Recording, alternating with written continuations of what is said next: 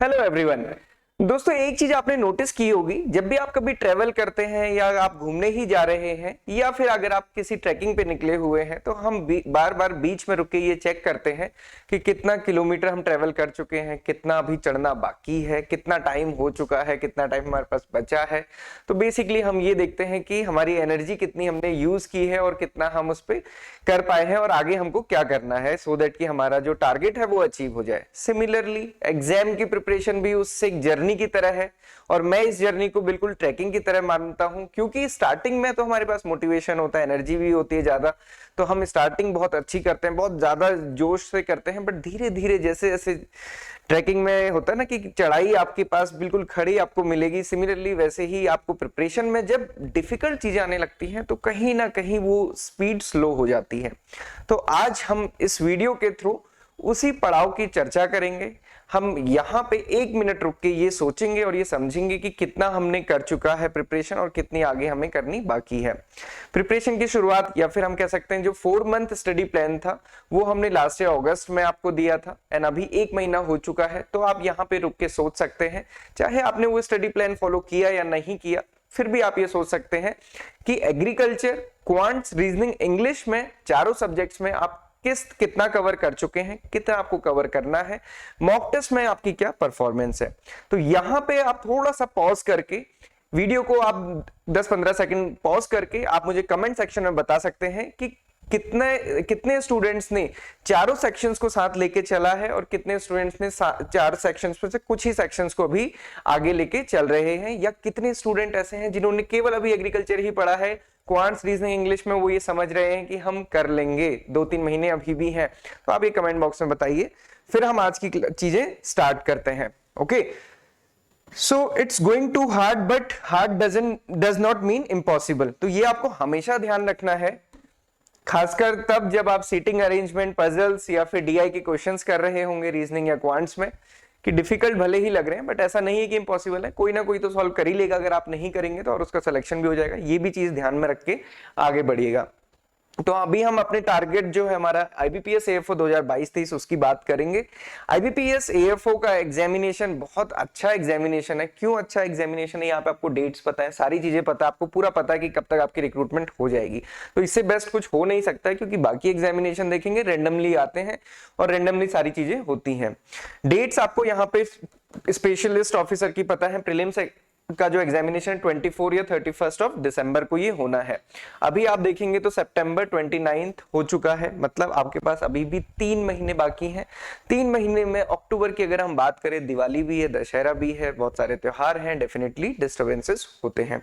उसके बाद 29 जनवरी 2023, मतलब 4 मंथ्स आपके पास है मेंस के लिए।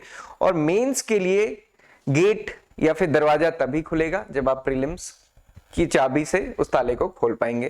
तो ये ध्यान जरूर रखिएगा। कई स्टूडेंट्स की अभी भी मेरे पास जब भी कॉल आती है तो स्टूडेंट्स कहते हैं सर हम क्वांट्स, रीजनिंग, इंग्लिश तो कर लेंगे क्योंकि पिछली बार भी हमने थोड़ा सा पढ़ा था तो उससे मेरे इतने मार्क्स आ गए थे, या फिर मैंने प्रीलिम्स की कट ऑफ क्लियर कर ली थी। वो लास्ट ईयर की बात थी, इस साल की बात नहीं है। इस साल क्या होगा आपको नहीं पता, पेपर का लेवल कैसा आएगा आपको नहीं पता। लास्ट ईयर भी डिफिकल्ट था, इस बार और डिफिकल्ट आ सकता है। आपको सारी चीजें प्रिपेयर करके जानी है, मार्जिनल अप्रोच लेके नहीं चलना है, ये मैंने आपको पहले भी बताया था, तो वो आप देखिएगा। और अगर आपको किसी भी टाइम पे कोई भी डाउट, क्वेरी, क्वेश्चन आता है, कुछ भी लगता है तो आप डिस्कस कर सकते हैं। मैं टेलीग्राम में भी या फिर यूट्यूब के कमेंट्स में भी पूरा कोशिश करता हूं कि मैं रिप्लाई कर सकूं। देन उसके बाद ये कट ऑफ का है, कट ऑफ को अभी थोड़ा छोड़ देते हैं, बाकी ये मेंस की कट ऑफ है, क्योंकि सीधे हम आते हैं स्टडी प्लान पे। तो ये जब लास्ट मंथ में हमने डिस्कस किया था कि 4 मंथ स्टडी प्लान में अगस्त के टाइम पे कि हम इस टाइप से चलेंगे और ये सारी चीजें करते हुए, तो बेसिकली मैंने तब भी आपको बोला था कि देखिए स्टडी प्लान में क्या होता है कि जनरली आप इसको एक टॉपिक्स अपने समझ सकते हैं और आप ये देखते चलिए कि हाँ आपने सिंप्लीफिकेशन कर लिया, सर्ड एंड इंडाइसेस का आपने कर लिया, देन परसेंटेज का कंसेप्ट आपने सीख लिया, फिर आप सीधे सीधे डीआईपी भी रेगुलरली प्रैक्टिस कर सकते हैं। तो ये बेसिकली आपको एक जो चेकलिस्ट होती है, चेकलिस्ट की तरह वर्क करता है। तो आप ये बता सकते हैं कितने स्टूडेंट ने इसको फॉलो किया, कितने स्टूडेंट नहीं फॉलो किया। स्टडी प्लान फॉलो करने का कोई मतलब नहीं है, बेसिकली है कि आप एक जो सीक्वेंस होता है उसके तहत अपनी पढ़ाई कर रहे हैं। अगर आपने नहीं भी किया अभी तक, और कई स्टूडेंट्स होते हैं कि अभी स्टार्ट करते हैं पढ़ना, बट अभी कर लीजिए स्टार्ट, अभी तक अगर नहीं किया है, अगर अभी तक आप केवल एग्रीकल्चर पे फोकस कर रहे हैं तो भी ये टाइम है कि आपको प्रीलिम्स पे फोकस करना स्टार्ट कर देना चाहिए, क्योंकि क्वांट्स, रीजनिंग, इंग्लिश इतना भी इजी नहीं है। और ये समझिए, हर स्टूडेंट यही समझता है कि प्रीलिम्स तो हो जाएगा, और प्रीलिम्स में बहुत बच्चे बाहर होते हैं, तो वो भी चीज ध्यान में रख के चलिएगा। मकसद आपको डिमोटिवेट नहीं करना है, बट आपको बताना है कि अब आपका टाइम आ चुका है कि जब आपको प्रिपरेशन पूरी जोर और शोर से करनी है। तो अब ये हमने फिर से आपके लिए स्टडी प्लान बनाया है। इसमें हमने क्या किया, जो लास्ट टाइम हमने आपको स्टडी प्लान दिया था उसमें हमने 2 वीक्स को मर्ज किया है स्टार्टिंग के इनिशियल वीक्स में, और उसके आगे फिर वो वैसे ही कंटिन्यू है। या आप देख सकते हैं, वो बहुत ज्यादा डिफिकल्ट नहीं है। एक वीक में 7 डेज होते हैं। Simplification, percentage, sudden and dices, ये पढ़ना एक वीक में कोई डिफिकल्ट नहीं है अगर आप अभी भी स्टार्ट करते हैं तो, बशर्ते कि आप रेगुलरली पढ़ें, और जब पढ़े तो फोन दूर रख लें या फिर अपने नोटिफिकेशन तो सारे ऑफ कर दें, सो दैट कि आप सोशल मीडिया में गुम ना हो जाएं। सिमिलरली रीजनिंग में आप देखेंगे तो रैंकिंग, डिकोडिंग, पजल्स। अभी पजल्स बहुत इंपॉर्टेंट है। जैसे क्वांट्स में तो है कि आपको पहले परसेंटेज, सिंप्लीफिकेशन का बेसिक कंसेप्ट आ जाए तो आप डीआई की तरफ इजीली मूव कर सकते हैं, क्योंकि डीआई सॉल्व करने के लिए अगर आपको परसेंटेज का कंसेप्ट आता है तो उस ट्रिक से वो जल्दी हो जाता है। सिमिलरली पजल्स और सीटिंग अरेंजमेंट यहाँ पे ऐसा है जो आपको लेके ही चलना पड़ेगा। लास्ट ईयर भी आपने देखा था, जो प्रपोर्शन था वो पजल्स का सीटिंग अरेंजमेंट का ज्यादा था। तो इसलिए जो स्टार्टिंग में मैंने कहा था ना कि अगर ये डिफिकल्ट दिख भी रहा है तो कोई बात नहीं, ये इम्पॉसिबल नहीं है, तो आपने करना है और अभी से करते रहेंगे तो फिर कोई दिक्कत नहीं होगी। इंग्लिश में न्यूज़पेपर अगर आप पढ़ सकते हैं तो पढ़िए, अदरवाइज आप जो मैगजीन्स हैं वो भी पढ़ सकते हैं। बट ये कंसिडर मत कीजिएगा कि आप एग्रीकल्चर पढ़ रहे हैं तो उसके साथ साथ वो इंग्लिश में पढ़ रहे हैं तो इंग्लिश कवर होगी, कभी नहीं होता है। जो हमारी सब्जेक्टिव नॉलेज होती है उससे इंग्लिश लैंग्वेज नहीं प्रिपेयर होती है कभी भी। न्यूज़पेपर डिफरेंट होता है, यहाँ पे जो एग्रीकल्चर आप पढ़ेंगे ये डिफरेंटली पढ़ेंगे, इससे आपकी ग्रामर, वोकैबुलरी का कोई भी मतलब नहीं है। तो इंग्लिश को आपको ऐसे फॉलो करना है। अब एग्रीकल्चर में, क्योंकि एग्रीकल्चर आपने पिछले 4 साल में पढ़ा है, जो एलाइड स्टूडेंट्स हैं उन्होंने थोड़ा सा कम पढ़ा होगा, बट अभी जब भी आपने सोचा होगा एएफओ के लिए प्रिपेयर करना है तो आपने प्रिपरेशन करना स्टार्ट भी किया होगा। तो ऐसा नहीं है कि बिल्कुल नया है, धीरे धीरे आपको ये चीजें लेके चलनी है। अब इसमें आप देखेंगे तो एग्रीकल्चर इंट्रोडक्शन एंड डिटेल होता है। जैसे आपने देखा होगा कि जितनी भी बुक्स होती है स्टार्टिंग में कई सारी चीजें दी होती है, फादर डिफरेंट स्ट्रीम्स के, या फिर important days in universities, research institutes, revolutions, ये वो सब बेसिक टर्म्स, वो सारी चीजें। Then basic principle of crop production पढ़ना है, farm irrigation, agro climatic zone, cropping system. तो ये बेसिकली ये सारी चीजें कोरिलेटेड है। और इसके साथ साथ करंट एग्रीकल्चर को पढ़ना इंपॉर्टेंट है, सो दैट कि आपको पता रहे कि हमारे आसपास क्या चल रहा है। जैसे लंपी वायरस डिजीज बहुत ज्यादा फेमस है या फिर अभी बहुत ज्यादा चल रही है, उससे रिलेटेड क्वेश्चन आ सकता है कि किस इंस्टीट्यूट ने उस पर वैक्सीन बनाया, उसका वैक्सीन बन चुका है, आप कमेंट बॉक्स पे बताइए कि किस इंस्टीट्यूट ने बनाया है, तो आपको पता भी चल जाएगा कि आपने कितना करंट अफेयर्स को ध्यान दिया है और कितना आप उसके बारे में जानते हैं। देन सिमिलरली नेक्स्ट वीक के लिए आप फॉलो करेंगे number series, quadratic equation and DI daily 1 hour, ये आपको करना है।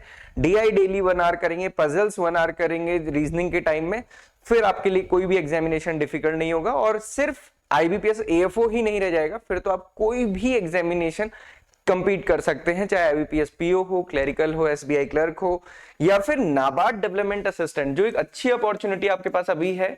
अगर आपका क्वांट्स, रीजनिंग, इंग्लिश अच्छा है तो आप इसको फिल कर सकते हैं, और अगर आपका क्वांट्स, रीजनिंग, इंग्लिश अच्छा है एग्रीकल्चर के साथ साथ, तो ये बहुत अच्छी अपॉर्चुनिटी आपके लिए हो जाएगी, क्योंकि इसके प्रीलिम्स में केवल क्वांट्स, रीजनिंग, इंग्लिश है, और मेंस में जीए में एग्रीकल्चर का पोर्शन है। हालांकि डायनेमिक पार्ट है, बट क्योंकि आप एग्रीकल्चर से हैं तो आप उसको बेटर समझेंगे। तो 6 नवंबर को इसका एग्जामिनेशन होना है। अभी आप अप्लाई कर सकते हैं अगर आप अप्लाई करना चाहते हैं तो कहने का मतलब ये है, क्योंकि इसमें सारे ही स्टूडेंट्स एलिजिबल हैं, मतलब किसी से भी आपने ग्रेजुएशन किया हो तो आप एलिजिबल हैं। तो एग्रीकल्चर में अगर आप ये सारी चीजें कर लेते हैं, क्वांट्स, रीजनिंग, इंग्लिश को थोड़ा सा अच्छा बना लेते हैं, तो फिर आप बहुत अच्छे से हर एग्जाम पे compete कर सकते हैं। सिर्फ एएफओ ही नहीं देखना पड़ेगा, डाइवर्सिटी हो जाएगी। ये चीजें आप देख सकते हैं। किसी भी स्टूडेंट्स को कुछ और भी चीजें पूछने तो कमेंट बॉक्स में आप पूछ सकते हैं, या फिर टेलीग्राम में आप पूछ सकते हैं, हम इसको डिस्कस कर सकते हैं। देन वीक 3 एंड वीक 4, तो अगेन कुछ चीजें आपको ध्यान रखनी है कि जैसे सीटिंग अरेंजमेंट, पजल्स आपको रेगुलरली लेके चलना है, और डीआई रेगुलरली लेके चलना है, न्यूज़पेपर आपको डेली रीडिंग करना है। एग्रीकल्चर को तो आप सब्जेक्ट वाइज फॉलो करते ही रहेंगे। अब आप कह सकते हैं कि सर आपने तो सारे सब्जेक्ट एक साथ लिख दिए, हम कैसे इसको एक वीक में कवर करेंगे। तो देखिए क्या होता है ना, यहाँ पे आपको थोड़ा सा समझना है, जब भी आप किसी एग्जाम, कॉम्पिटिटिव एग्जाम की प्रिपरेशन कर रहे हैं, तो it is entirely different from your semester examination. तो ये आपके सेमेस्टर एग्जामिनेशन से तो डिफरेंट है और आप सेमेस्टर से आगे आ चुके हैं। कहने का मतलब ये है कि आपको यहाँ पे कोई डिस्क्रिप्शन तो लिखना नहीं है, सारी चीजें आपको जो आपने पढ़ा है अपने सेमेस्टर्स में उसको ही बेसिकली समराइज करके या टू द पॉइंट पढ़ना होता है। तो इसलिए आप थोड़ा सा फोकस होके पढ़िए, बहुत ज्यादा डिटेलिंग करने की जरूरत नहीं है क्योंकि आप एमएससी के लिए भी नहीं पढ़ रहे हैं, बट जो चीजें पढ़ें वो अच्छे से पढ़ें क्योंकि क्वेश्चन आपको डायरेक्टली नहीं मिलेगा, वो घुमा के मिलेगा। 3-4 लाइन का एक सिंगल क्वेश्चन होगा और फिर आपको आंसर करना होगा, तो क्वेश्चन पढ़ने में भी टाइम जाता है। देन ये आप आगे फॉलो कर सकते हैं और अप्रोच वही रहेगी कि seating arrangement, puzzles, DI regularly आपको करना है, न्यूज़पेपर रेगुलरली पढ़ना है, फिर आपके पास कोई रीजन नहीं रहेगा। और दूसरी सबसे बड़ी बात क्या है, मैं अभी भी आपको बता दूं कि क्वांट्स, रीजनिंग, इंग्लिश को नेग्लेक्ट मत कीजिएगा क्योंकि जब रिजल्ट आता है तो फिर उसके बाद ना तो कुछ कहने को रह जाता है ना फिर सुनने को रहता है, क्योंकि ये चाहे आपने कितना भी पढ़ा हो एग्रीकल्चर, अगर आप प्रीलिम्स नहीं कर पाए तो फिर कोई फायदा नहीं है, फिर कोई जजमेंट का भी मतलब नहीं है कि इसने कम पढ़ा था एग्रीकल्चर, इसका प्रीलिम्स हो गया, कुछ नहीं कह सकते हैं। तो ये चीजें आपको थोड़ा सा ध्यान रखनी है। ये करते हुए चलिए, इसका पीडीएफ आपको हम लोग अपने टेलीग्राम चैनल में और इसका लिंक में ही यहीं पे आपको प्रोवाइड कर देंगे यूट्यूब में, तो लिंक के थ्रू आप इसको डाउनलोड कर सकते हैं। बेसिकली आपको और ये ध्यान रखिएगा कि जो दिसंबर का मंथ है वहां पे एग्रीकल्चर कम कर दीजिए और या फिर छोड़ दीजिए, आप पूरा क्वांट, रीजनिंग, इंग्लिश ही आपको कवर करना है दिसंबर के मंथ में। जनवरी के मंथ में फिर से आप शुरू करेंगे अपना एग्रीकल्चर जैसे ही एग्जामिनेशन कंप्लीट होगा, तो ये थोड़ा सा ध्यान रखना है। तो इसका पीडीएफ आपको हम प्रोवाइड कर देंगे, पीडीएफ आप डाउनलोड करके इसको एज अ चेकलिस्ट आप यूज कर सकते हैं और फिर ये देख सकते हैं कि आपने कितनी प्रोग्रेस की है। तो स्टार्टिंग में मैंने आपको बताया था ना कि मान लीजिए कि आप केदारनाथ मंदिर जाना चाहते हैं, 17 से 20 किलोमीटर वहां पे चढ़ना होता है। स्टार्टिंग में जोश होता है, जुनून होता है, बीच तक तो वहां पे चढ़ाई भी कम है और जैसे ही 10-12 किलोमीटर होता है उसके बाद बहुत स्टीप है, तो वहां पे हमें टाइम भी देखना पड़ता है, हमें ये देखना भी पड़ता है कि एनर्जी कैसे सेव करें। और सबसे बड़ी चीज होती है कि आपको दिन में ही चढ़ना, अंधेरे में नहीं चढ़ सकते। सिमिलरली यहाँ पे भी चीजें हैं, लिमिटेशंस यहाँ पे भी आपके पास हैं, आपके पास बाकी सारी चीजें भी होंगी। ऐसा नहीं है कि सिर्फ एग्जाम के लिए ही प्रिपेयर करना है, आपके सेमेस्टर एग्जामिनेशंस भी हो सकते हैं, आपकी बाकी चीजें भी हो सकती हैं। तो आज ही स्टार्ट कीजिए, प्रीवियस ईयर पेपर जरूर दीजिए, अगर अभी तक नहीं दिया है तो पीडीएफ देखने से कुछ नहीं होता है। मैं आपको बता दूं, अगर आप प्रीवियस ईयर पेपर का पीडीएफ देख के जस्ट ये देख के एनालाइज कर रहे हैं कि हाँ 2 क्वेश्चन नंबर सीरीज के आए थे, 2 क्वेश्चन इसके आए थे और ये तो मैं कर लूंगा, तो फिर वो कोई अच्छी अप्रोच नहीं है।